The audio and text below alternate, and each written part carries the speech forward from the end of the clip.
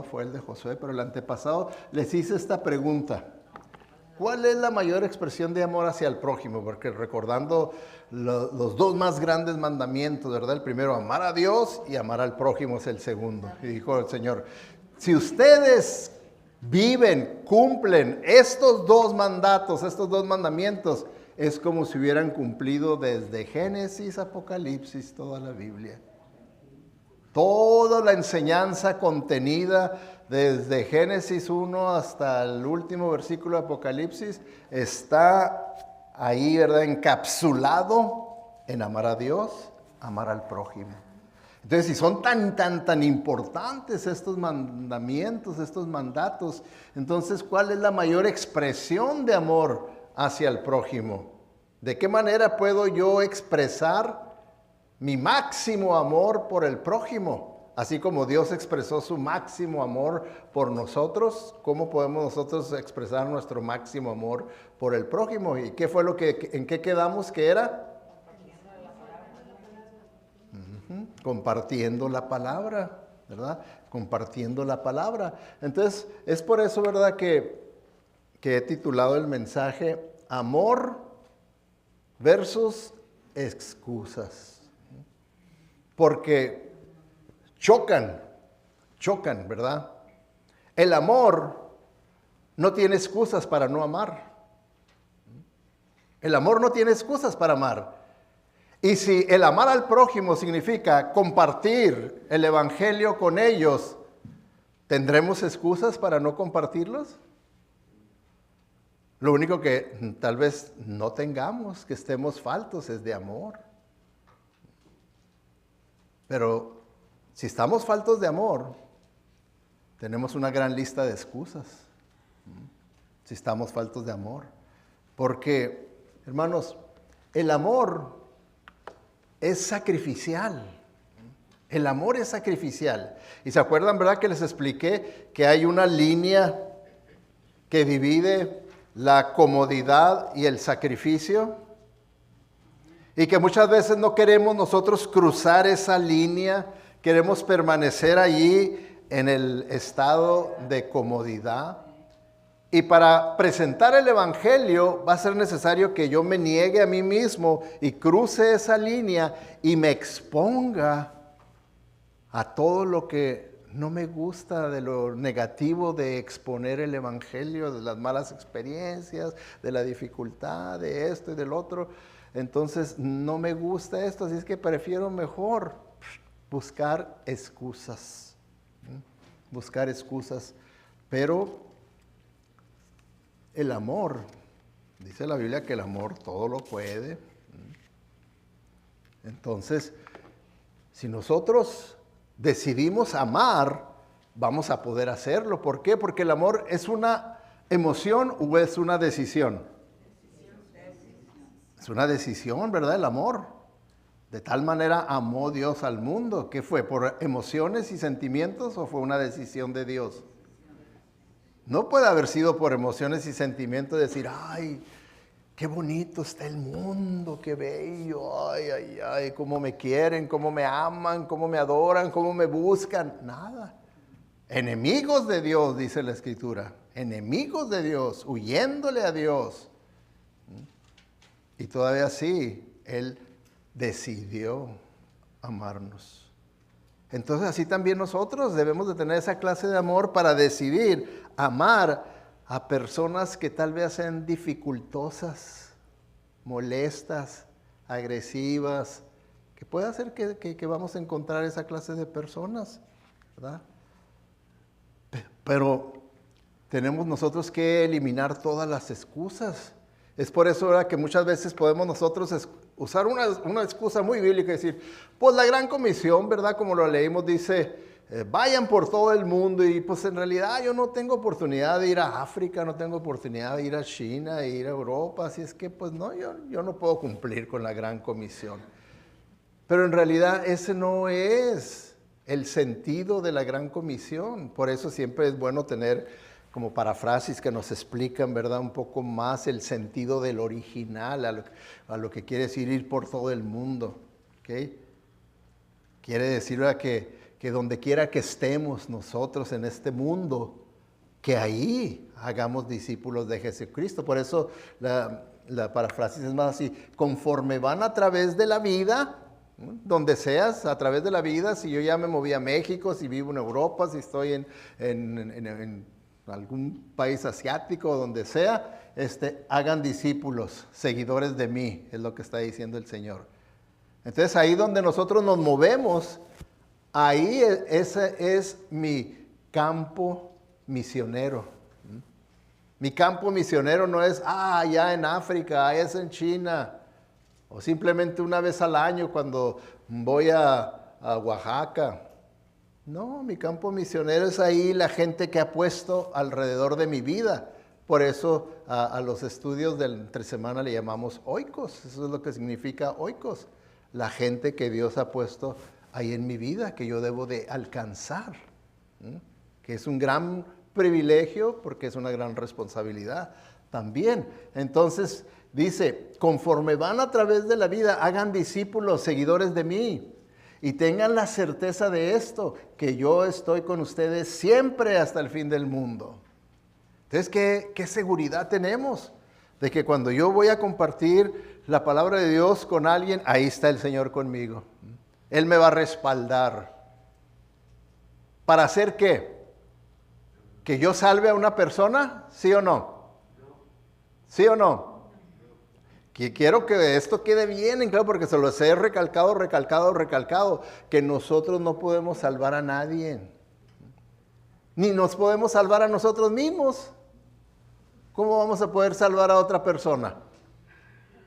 ¿Se fijan? Entonces, se quita uno ese gran peso de encima de pensar que yo tengo que salvar a fulano, y yo tengo que salvar a mangano, y a la gente que está a mi alrededor, es mi responsabilidad salvarlos. No es su responsabilidad, el que salva es Dios. Él lo único que quiere es usarlo a usted para que presente el Evangelio. Y Dios es el que hace la obra a través de su palabra. Es viva y eficaz a través del Espíritu Santo que trae convicción y puede quebrantar un corazón. Entonces Dios es el que salva y yo nomás hago mi parte de presentar el Evangelio y ya, es todo. ¿Se fijan? Entonces quítese eso de la mente para que tenga esa libertad de decir, y aún cuando yo no tengo la responsabilidad de salvar a las personas más que nomás de presentarles el Evangelio, el Señor va a estar ahí conmigo para ayudarme, para recordarme lo que he aprendido y todo, porque si usted lo ha hecho, ¿verdad?, de compartir el Evangelio con alguien, se va a dar cuenta que después cuando está meditando en esa experiencia hasta dice, ay, yo ni sabía que sabía tanto. Estuvo bien suave lo que le dije, y usted se empieza a echar flores, ¿verdad? Hijo, qué suave eso que le dije, que no se me olvide para poderlo seguir usando con alguien más y todo. Y sí, es porque el Señor estuvo ahí con usted y el Señor lo usó y le recordó las cosas que ha aprendido, ¿verdad? Es por eso que tiene uno esa expresión, esa experiencia. Entonces, nosotros aprendemos de su palabra, ¿verdad? Y aprendemos que su palabra es verdadera cuando la estudiamos y vemos que todo a través del Antiguo Nuevo Testamento es una verdad que Dios quiere usarnos para alcanzar a otros. Era lo que Él quería usar a Israel. Dijo, ustedes van a ser la luz para las naciones. Ese era el propósito para Israel, que es ahora el propósito de nosotros, la iglesia, ¿verdad? Que seamos luz en este mundo. Entonces, es a través de su palabra que nosotros aprendemos esto, pero también confirmamos que su palabra es verdad cuando la obedecemos. Cuando nosotros obedecemos la palabra de Dios y por fe empezamos a compartir el Evangelio con las personas a nuestro alrededor, vamos a confirmar que verdaderamente su palabra es verdad, que el Señor estuvo conmigo, que el Señor me guió, que el Señor me dio sabiduría, que Él me recordó las cosas que yo he aprendido, ¿verdad?, a través de los años en la palabra. Entonces, ¿qué dice Santiago 1:22?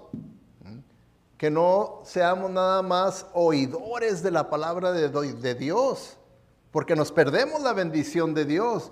pero que la bendición de Dios está cuando somos buenos oidores y buenos hacedores de la palabra de Dios. Entonces ahí es donde está la bendición de la palabra de Dios. Por eso, como en este diagrama de Santiago 1, 22 al 25, ahí, ¿verdad?, nos presenta, ¿verdad?, las características del que es únicamente oidor y las características del que es hacedor. ¿Y saben qué vamos a hacer ahorita? Vamos a ponernos de pie. ¿Sí? ¿Por qué creen? Vamos a ponernos de pie. Todos pónganse de pie un ratito. Todos pónganse de pie. Cuiden a algunos que no se vayan a caer.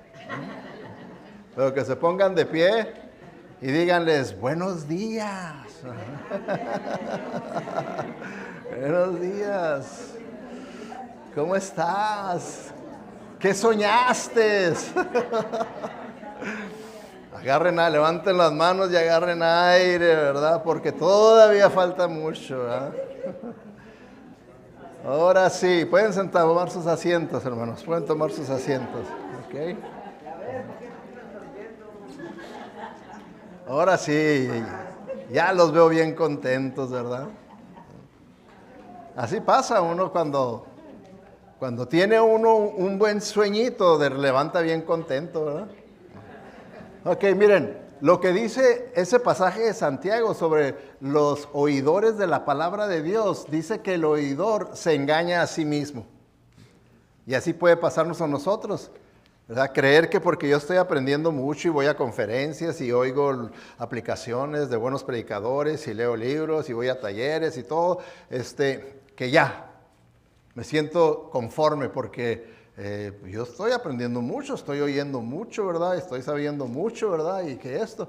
Pero dice ahí que la persona que se engañó a sí mismo se olvida quién es. Se olvida que es un cristiano que tiene una gran comisión, que es la de compartir el evangelio con los demás. Y cree que es suficiente nomás con aprender.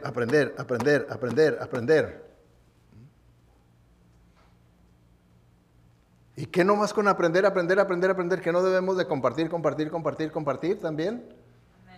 ¿Ok? Entonces dice que se olvida quiénes son, el verdadero propósito que tenemos. Dígame usted,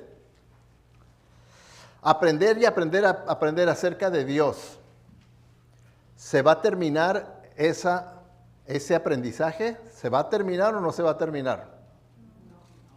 No, la Biblia enseña que todavía entrando en la presencia de Dios en la eternidad, vamos a continuar sorprendiéndonos de las verdades acerca de Dios. Porque Él es un Dios perfecto, eterno y todo, que toda la eternidad vamos a estarnos sorprendiendo. Pero dígame usted, si allá en la presencia de Dios va a andar evangelizando, ¿sí o no? Entonces, evangelizar, ¿dónde es? Aquí es. Aquí es donde debemos estar evangelizando. Allá no va a haber evangelización. Es aquí donde yo lo debo estar practicando. Entonces no se olviden quiénes son.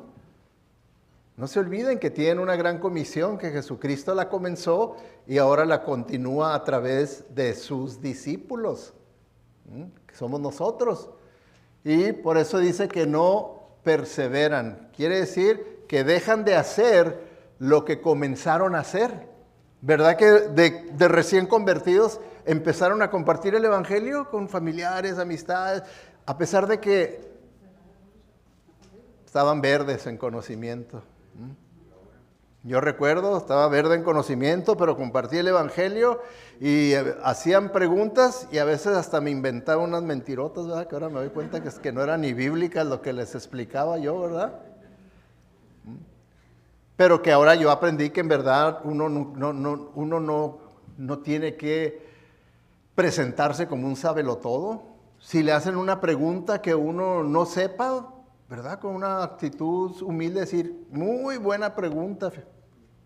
En realidad no tengo ahorita una respuesta suficiente que te pueda aclarar bien esa duda, voy a investigarla y cómo ves si nos volvemos a juntar y platicamos acerca de esto. Y entonces mantiene uno la puerta abierta y la oportunidad de continuar evangelizando a una persona y así usted no se ve mal con reconocer que no lo sabe todo, que usted también está aprendiendo de la palabra de Dios. Entonces, pero muchas veces por eso la Biblia dice, ¿verdad?, que el oidor deja, no persevera, no continúa haciendo. Por eso dice, y tengo algo contra ti, dice el Señor, ¿verdad?, ahí en una de las iglesias en Apocalipsis. Tengo algo contra ti, que has dejado tu primer amor. Has dejado tu primer amor. Que en ese primer amor, yo quiero que la gente conozca a Cristo, quiero que la gente conozca a Cristo. Y ahora que sabe mucho, no quiere. Cuando no sabía nada, quería. Y ahora que sabe mucho, no quiere. ¿Se fijan qué contradicción? Entonces, eso es lo que nos dice Santiago, ¿verdad? Y luego dice, no obedecen su palabra. El que es oidor de la palabra, la oye, aprende, pero no la obedece. Porque al engañarse a sí mismo, cree que eso es suficiente con aprender nuevas cosas que no sabía. Y no, estoy profundizando más en doctrina, en teología, que no tiene nada de malo. Y yo eso lo aplaudo, que una persona quiera profundizar en doctrina, en teología, pero que obedezca. Eso es lo que el Señor quiere, que obedezca uno. Porque luego dice que los hacedores de la palabra de Dios, dice, no se engañan a sí mismos. Porque ahí dice la ilustración que usa Santiago, dice, es como que se ven en el espejo y ven exactamente cómo están. Porque, ¿verdad? Es como el que no es oidor, dice ahí, se ve en el espejo. Es como si yo soy un no oidor y me veo en el espejo y ando buscando el cepillo para peinarme. No me estoy engañando a mí mismo. Me estoy engañando a mí mismo. Pero si soy un hacedor de la palabra de Dios y me veo en el espejo, digo, hijo, qué guapo peloncito. ¿Se fijan? La diferencia entre nada más un oidor y un hacedor de la palabra de Dios. Entonces no se engañan a sí mismos, no se olvidan quiénes son. Permanecen conscientes de que yo soy un seguidor de Cristo y mi misión aquí en la tierra es hacer discípulos. Seguidores de Cristo. Esa es. Por eso estoy aquí. Por eso el Señor no me ha llevado a su presencia, porque todavía Él me tiene con esa misión. Todavía Él me tiene con esa misión. Y luego dice que sí perseveran. Continúan compartiendo, sabiendo que esa es su misión. Compartir, no salvar a la gente. Compartir el evangelio con las personas. Y dicen que sí obedecen su palabra. ¿Sí? Obedecen su palabra. Entonces se fijan la comparación. Ahora, tan sinceramente, ¿de qué lado se ve más usted? ¿De qué lado se ve más usted? ¿En el oidor o en el hacedor? Sean sinceros, porque luego, pues, hay de los dos, hermanos. No se hacen. ¿Por qué lado se ve uno más, verdad? ¿En el oidor o el hacedor de la palabra de Dios? Y hay que ser sinceros, porque sabemos que el Señor dice, ¿verdad?, que no hay excusas. Para Él, delante de Él no hay excusas. Que por eso la única opción que tenemos es ser sinceros y decirle, Señor, dice la Biblia, si confesamos nuestro pecado, Él es fiel y justo para perdonarnos, limpiarnos de esa maldad y entonces tener esa libertad, sentirnos liberados de eso y poder hacer lo que debíamos de haber estado haciendo. ¿No está más fácil eso que seguir peleándola con excusas? Entonces, eso es lo que debemos de hacer. Y más, hermanos, porque la gran comisión tenemos que entender que nosotros no vamos y hablamos y compartimos con una persona en nuestra autoridad. Porque ¿se acuerdan, verdad, que leímos la Gran Comisión y dice ahí la Biblia, verdad, que el Señor vino hasta sus discípulos y les dijo, toda autoridad me ha sido dada en el cielo y en la tierra. Ahora, no quedó ahí, dice, por lo tanto, ahora ustedes vayan con esa misma autoridad. Por eso eso está conectándolo, por lo tanto, y así es como puede verlo. Dice, ahora vayan en mi autoridad y hagan discípulos. Y nunca olviden que yo estoy con ustedes todos los días hasta el fin del mundo. ¿Se fijan? Entonces, el Señor, la presencia del Señor va con nosotros y dice, yo estaré con ustedes y ustedes van a estar haciéndolo en mi autoridad. ¿Se imaginan espiritualmente cuánto poder hay ahí alrededor de lo que nosotros humanamente estamos haciendo de compartir la palabra de Dios, de compartir el Evangelio? Humanamente estoy haciendo eso, pero estoy consciente que espiritualmente, wow, el Señor está aquí presente y bajo su autoridad estoy haciendo lo que estoy haciendo. No lo estoy haciendo de mis propias pistolas, como humano. Lo estoy haciendo bajo la autoridad del Rey de Reyes, Señor de Señores, del Todopoderoso. Entonces, no tenemos por qué temer, no tenemos por qué estar inseguros, no, simplemente tenemos que hacerlo, porque fíjense, desde el Antiguo Testamento hasta el Nuevo Testamento encontramos que es la voluntad de Dios que nosotros compartamos el Evangelio y podamos nosotros hacer discípulos, ganar almas para Cristo, ¿ok? Que como les digo, nosotros no somos los que les salvamos, sino simplemente somos instrumentos, ¿verdad? Somos instrumentos. Por eso, fíjense, en Proverbios dice, el fruto del justo es un árbol de vida, y el que es sabio gana almas para Dios, para la eternidad. Entonces, aquí hay dos palabras claves, hermanos. Dice ahí, el fruto del justo. El justo en la Biblia siempre quiere decir la persona que ha sido justificada. Justificados, pues, por la fe, ahora estás en paz con Dios, ¿verdad? Es una verdad de salvación. Entonces, el fruto del justo, el justo es el que está en correcta relación con Dios. El fruto del que está en correcta relación con Dios es un árbol de vida. O sea que el Señor quiere que seamos de bendición, que traigamos vida a las personas. Dice, y el que es sabio, pues gana almas. ¿Quién es el sabio bíblicamente? Se los he explicado varias veces, ¿verdad? ¿Quién es el sabio? El que teme a Dios. Bueno, ok. Es una manera de verlo, ¿verdad? Muy teológica, ¿verdad? Ok, exactamente. Porque en Proverbios les he explicado que es un libro de comparaciones, compara. Entonces, en el libro de Proverbios siempre compara al sabio con el necio, porque son los opuestos, diciéndonos, el sabio lo que aprende de la palabra de Dios, lo vive, lo pone en práctica, por eso es sabio. Pero el necio, lo que aprende de la palabra de Dios, no lo practica, por eso es necio. Entonces aquí nos dice, ¿verdad? También, ¿verdad? Que el sabio gana almas. El que aplica lo que aprende de la palabra de Dios va a practicar el que Dios lo use para que las personas se conviertan. Entonces, tenemos que verlo, ¿verdad? Que nosotros debemos de ser ese árbol de vida. Árbol de vida.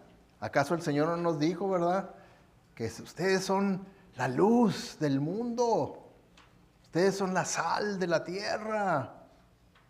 Entonces tenemos que iluminar, tenemos que salar con el Evangelio, no con filosofías, con el Evangelio es como lo hacemos. Fíjense también en Daniel, cómo dice, pero los sabios, otra vez ya sabiendo lo que es un sabio, pero los sabios que enseñaron a muchos a andar por el buen camino, que es el camino de Jesucristo, brillarán para siempre como las estrellas del cielo.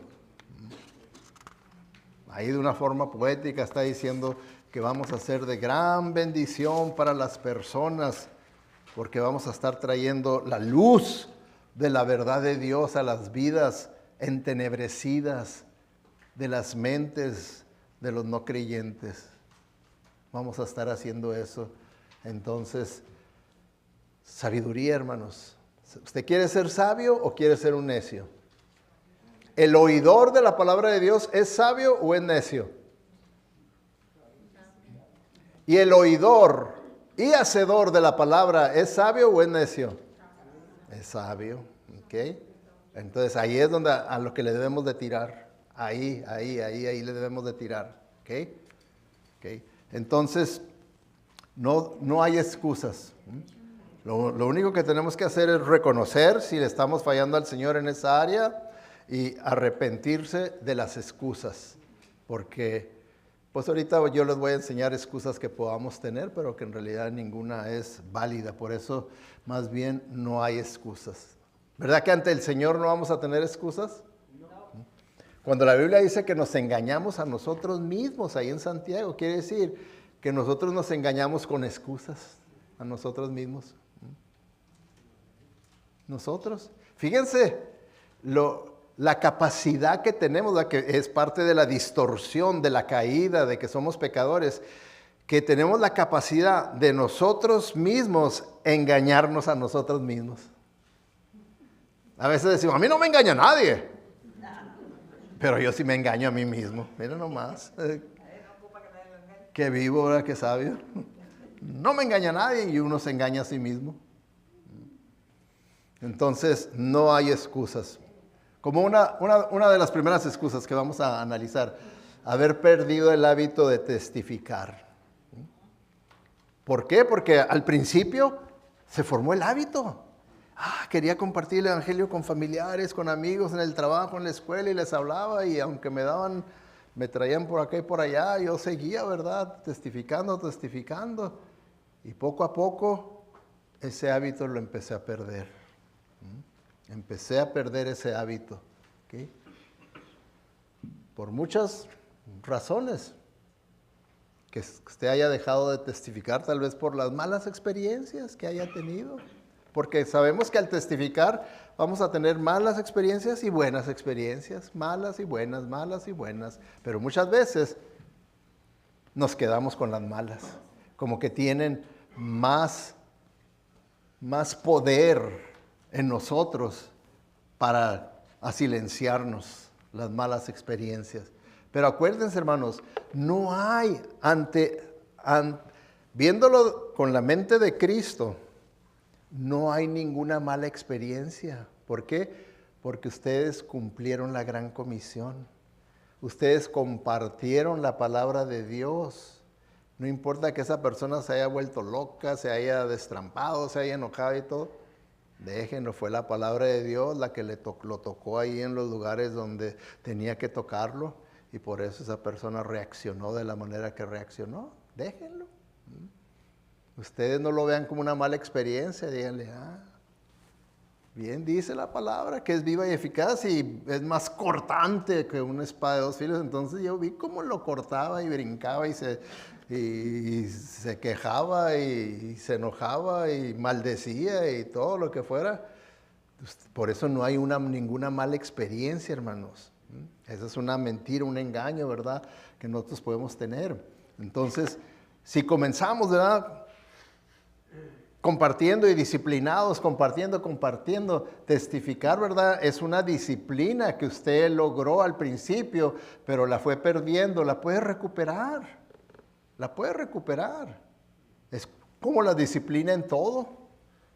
Es como una persona que se hizo, ¿verdad?, la idea de que no, ahora sí, no voy a faltar en hacer ejercicio y se disciplina y todos los días voy a caminar o voy a hacer esto y voy a ir al gimnasio, lo que fuera, y se disciplina y pues empieza a sentir y a experimentar el beneficio de esa disciplina. Pero luego le empieza a perder, no, hoy no puedo ir porque esto, y se inventa, ¿verdad?, una excusa, ¿verdad?, se le inventó y no, ahora tampoco, y poco a poco, cuando menos piensa otra vez, que dice, ay, otra vez tengo los 3 meses de embarazo, ¿verdad?, ay, porque perdió la disciplina. Pero se puede volver uno a disciplinar y volver a hacer, lo mismo que con el testificar, ¿okay? Puede uno retomar ese proceso de disciplinarse. Oh, pero pastor, yo estoy muy ocupado. Porque fíjese, después de mis 8 horas de trabajo, yo salgo y todavía me aviento unas liebritas. ¿Cuándo? Yo, ¿cómo? Pues, ¿qué dice la Gran Comisión? Que conforme vas por la vida, comparte el evangelio. Pues ahí, ¿verdad?, en el trabajo, con los compañeros de trabajo. Ahí en la liebrita, pues vas a estar en contacto con personas, pues ahí, ¿verdad? Tengan ustedes unos folletos, ordené unos folletos que el próximo domingo van a estar a disposición, para los folletos de los montes o la montañita, ¿verdad?, en el que se hacen puentes, está muy bonito, muy colorido, que puedan ustedes compartirlo, ¿verdad? Es una manera, pueden decirle a una persona, mira, lee esto, y ahí después platicamos acerca de esto, léelo, pero léelo cuando tengas oportunidad, tal vez ya en la noche que te puedas concentrar, léelo, medítalo bien y luego platicamos de esto. Y entonces ahí abrió ya las puertas para hablar con una persona acerca del evangelio y claramente era presentándolo de esa manera, pero esto no es una excusa estar ocupado, no es una excusa, ¿verdad? ¿Por qué? Porque toda la persona que no asiste a la iglesia necesita que les hablemos de Jesús. Todo no creyente tiene necesidad de escuchar, ¿ok? Esto debe estar en nuestra lista de tareas. ¿Verdad que todos tenemos una lista de tareas? Puede ser que no la tenga escrita, pero la tiene aquí, ¿verdad? Oh, tengo que hacer esto, tengo que hacer lo otro. Ahora, ¿tiene en esa lista, ya sea escrita o mental, esta tarea de compartir el evangelio con fulano, con mangano? ¿Tiene eso en esa lista o no cabe en esa lista? Debemos de agregarlo en nuestra lista de tareas. Porque si no lo agregamos en la lista de tareas, no lo vamos a hacer. Y vamos a continuar con excusas, que no son verdaderas. ¿Okay? ¿Qué prioridad le das a alcanzar a los perdidos? ¿Verdad? En una escala del 0 al 10, ¿en dónde está tu prioridad de alcanzar a los perdidos en tu oikos, o sea, en tu mundo, ahí en donde las personas que el Señor ha puesto en tu vida? ¿Cuál es tu prioridad? ¿Es prioridad número 1, número 2, número 3, número 10 o simplemente ni existe dentro de esas prioridades? ¿Se fijan lo que debemos de hacer? Entonces vemos, ¿verdad?, el haber perdido el hábito de testificar, el estar muy ocupado, es otra de las excusas que tenemos, el miedo al rechazo, ¿verdad? No, ya tuve varias experiencias negativas y eso ya hasta quedó la relación medio mal, ¿verdad? Me ve medio como esto y que lo otro, y empezamos nosotros a buscarle razones por las cuales ya no hacerlo, ¿verdad?, por el rechazo. Pero fíjense, hermanos, esta es la realidad, ¿verdad? De acuerdo a las investigaciones, los estudios, dice, la investigación muestran que el 75% de las personas que no asisten a la iglesia están abiertas a las discusiones sobre la fe. Quiere decir que de 10 personas, 7 van a estar abiertas a oírlo, a escucharlo.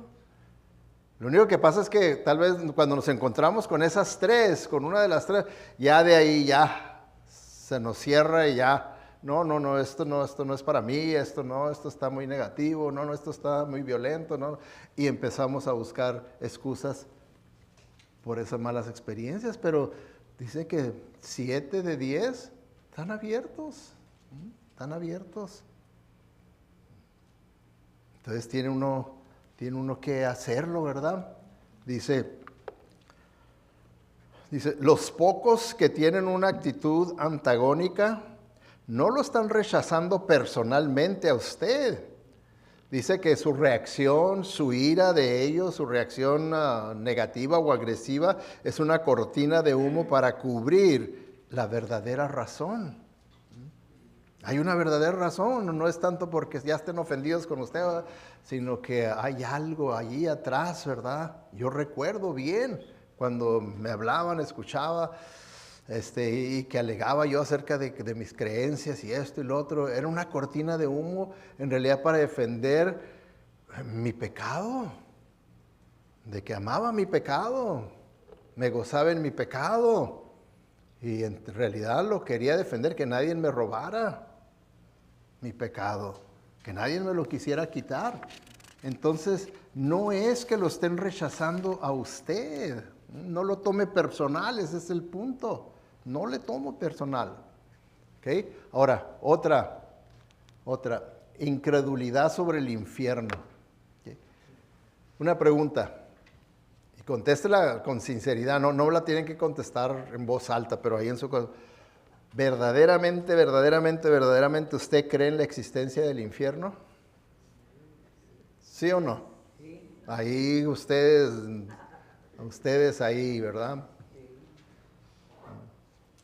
Verdaderamente cree usted que su abuelita, la que es un ángel, una santa, pero que no ha nacido de nuevo, ¿cree usted que se va a ir al infierno?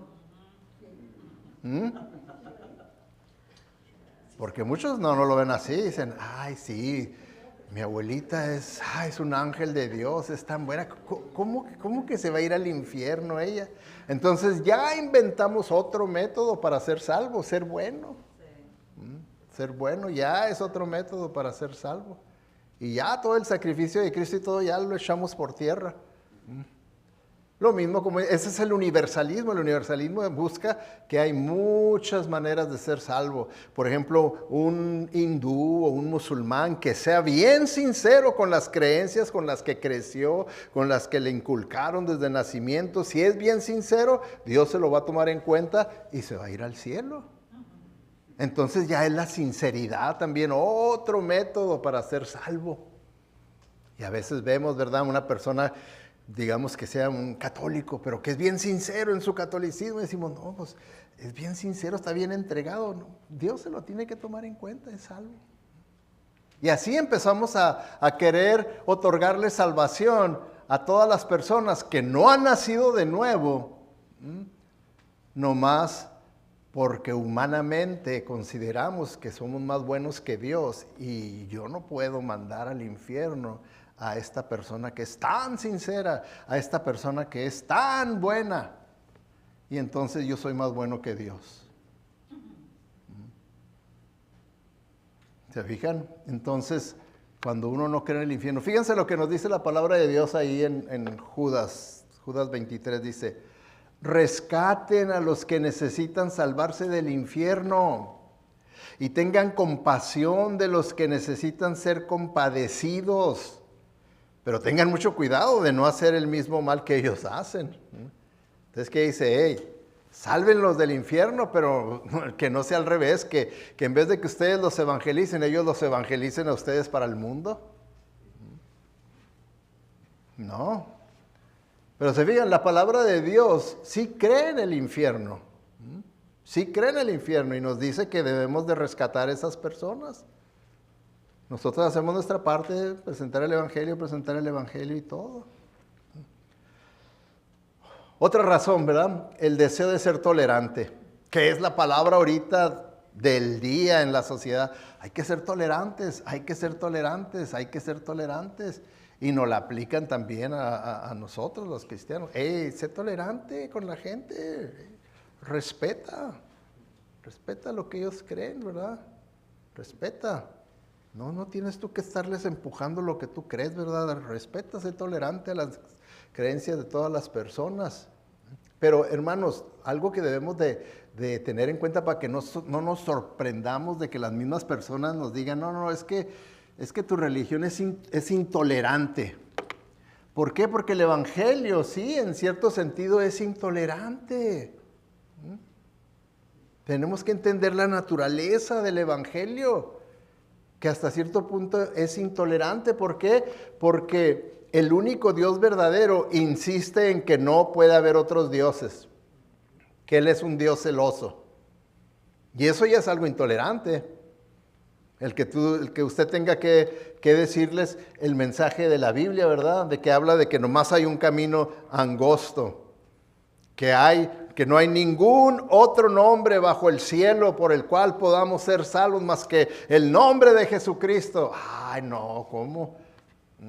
El universalista dice, no, todas las religiones son caminos que nos llevan a Dios. Ustedes son intolerantes. Sí, hasta cierto punto el evangelio es intolerante cuando uno les tiene que decir que Jesucristo dijo, yo soy el camino, la verdad y la vida, y nadie viene al Padre más que a través de mí. Ah, qué intolerante. ¿Cómo otros líderes espirituales no pueden ser caminos y guías para llevarnos al cielo? Entonces, ¿se fijan? No tengan miedo de que hasta cierto punto los tachen de intolerantes, porque así es el mensaje de la palabra de Dios.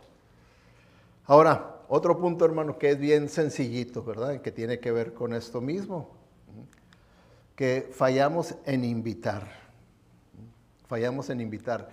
¿Cuándo fue la última vez que usted invitó a una persona a venir a la iglesia? Que eso es lo más básico del evangelismo. Porque, ¿se acuerdan que les estaba yo explicando que la gran mayoría de las personas que se convirtieron a través del ministerio de una iglesia?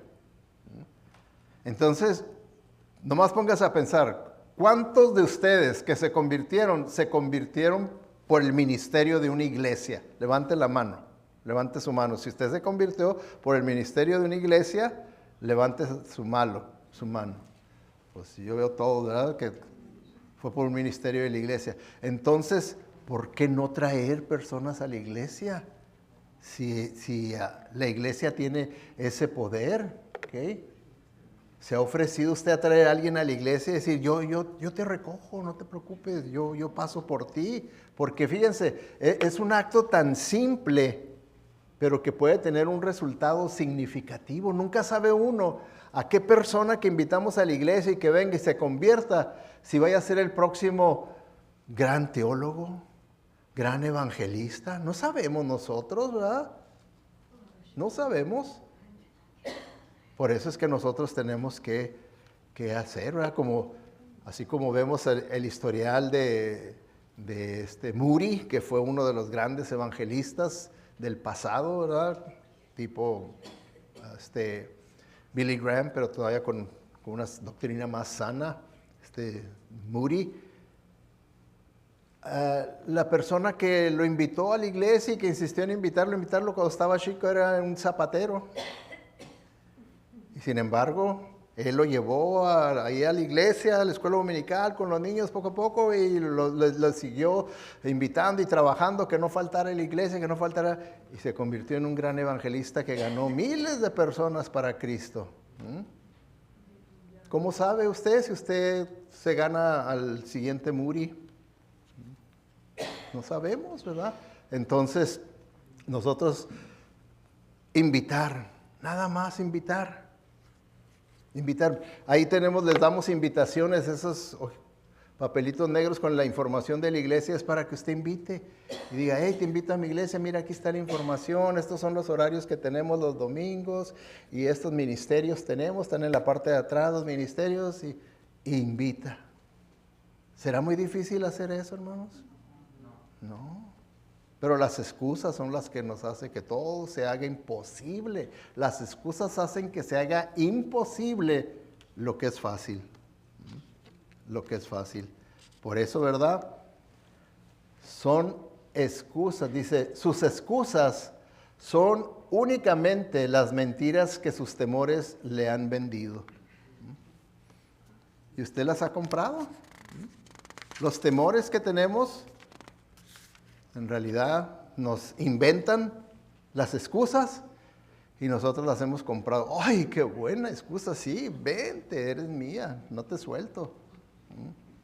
Y la compramos y las compramos y las compramos y sentimos que ya estamos bien protegidos ante Dios por todas las excusas que yo tengo para no hacer la voluntad de Dios. Fíjense nomás. ¿Pero qué? Fíjense cómo nosotros operamos en otras áreas de la vida. En otras áreas de la vida, fíjense lo que dice si es tan importante para ti algo, ¿verdad? Buscarás una manera para hacerlo, ¿verdad? Si no es importante para ti, buscarás una excusa. Si el compartir el evangelio no es importante para mí, yo voy a buscar excusas para no hacerlo. Pero si para mí es importante para hacerlo, entonces no va a haber excusas. No va a haber excusas. Entonces, ¿qué es lo que debemos de hacer? ¿Okay? Deja de poner excusas. Deja de posponerlo, de que no, pues ya nomás con que yo aprenda un poquito más. Que yo aprenda un poquito más, porque ahorita nomás me falta un poquito más. Hazlo hoy, dice. Y siéntete orgulloso mañana. Porque no tiene nada de malo de sentirse orgulloso. Dice la Biblia que hay que sentirse orgulloso en Cristo. En Cristo, de que Cristo me usó, de que Cristo está obrando a través de mí. Cristo está haciendo la obra a través de mí. ¿Está usted dispuesto de dejar excusas y de hacerlo por Cristo? ¿Sí? Espero que sí, hermanos. Porque si no, va a seguir siendo un oidor de la palabra y no un hacedor de la palabra. Y la bendición está en los dos pasos. Soy buen oidor, buen hacedor, bendición de Dios. Buen oidor, mal hacedor, me perdí la bendición de Dios. Oremos. Padre Celestial, te damos gracias, Señor, porque tú eres bueno con nosotros y sabemos que si te estamos fallando en esta área y lo confesamos, tú eres fiel y justo para perdonarnos y limpiarnos de toda maldad. Pedimos pues, Señor, para que cada uno de nosotros podamos ser sinceros en esta hora y podamos responder a tu mensaje de una manera apropiada. Si usted, mi hermano, mi hermana, reconoce que le ha fallado al Señor en esta área y usted está dispuesto a arrepentirse y empezar a obedecer al Señor en esta área y a confiar en el Señor, que el Señor con su autoridad y su presencia estará ahí con usted y que usted no tiene que salvar a nadie más que compartir su palabra. Si usted está dispuesto a empezar una vez más a trabajar en esa disciplina en su vida, levante su mano ahí donde esté, dígale: sí, Señor, ese soy yo lo haré. Dios le bendiga, Dios le bendiga, Dios le bendiga, Dios le bendiga, Dios le bendiga, Dios le bendiga, Dios les bendiga, hermano. ¿Alguien más? Te damos gracias, Señor, porque tú sabemos que has visto los corazones de cada uno de los que estamos aquí presentes y tú sabes lo que es verdad en nuestras vidas y lo que es un engaño, una mentira. Y tú sabes, Señor, si al levantar nuestra mano verdaderamente lo hemos hecho con sinceridad y con la disposición de ese compromiso que tenemos contigo, de obedecerte, de que verdaderamente lo haremos de esa manera, que te obedeceremos en esta área de compartir el evangelio, de invitar personas a que vengan a ser expuestas a tu palabra y a la adoración, para que tú, Señor, seas el que quebrantes esos corazones y se rindan ante ti. Sabemos que tú haces esa obra, Señor, pero tú nos quieres usar a nosotros. Sabemos que los ángeles deseaban que ellos pudieran compartir el evangelio, pero tú no se los permitiste porque nos escogiste a nosotros para hacerlo. Que lo veamos como un gran privilegio y no como una gran carga. Te lo pedimos todo en el nombre de Cristo Jesús y para su honra y su gloria. Amén. Que Dios les bendiga.